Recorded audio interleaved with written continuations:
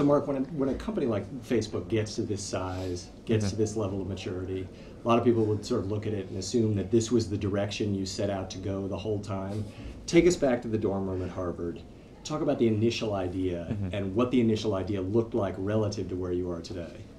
Well, so my sophomore year at Harvard, when I first built this, there was a lot of really interesting stuff going on. I mean, there were two primary things that were happening kind of at the same time. The first was, like any college student, I just spent a lot of time hanging out with my friends, right? People were studying computer science, psychology, the things that I studied, other stuff.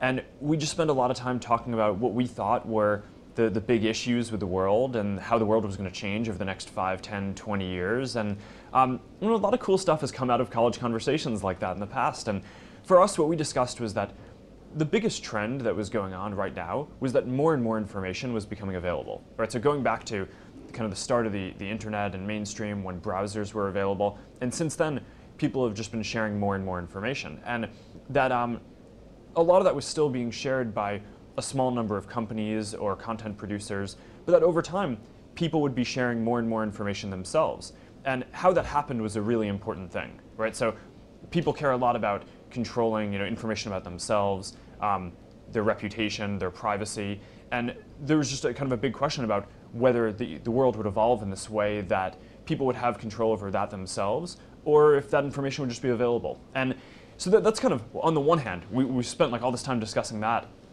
And then on the other hand, I just built this little thing, right? And so kind of had those conversations in the back of my head, but what I was building was this application for Harvard students, 6,000 people, to share some information about themselves and stay connected with their friends and family. And what we've basically just found since then is that that application is something that almost everyone wants to use, right? Everyone has an identity that they want to express and friends and family that they want to stay connected with.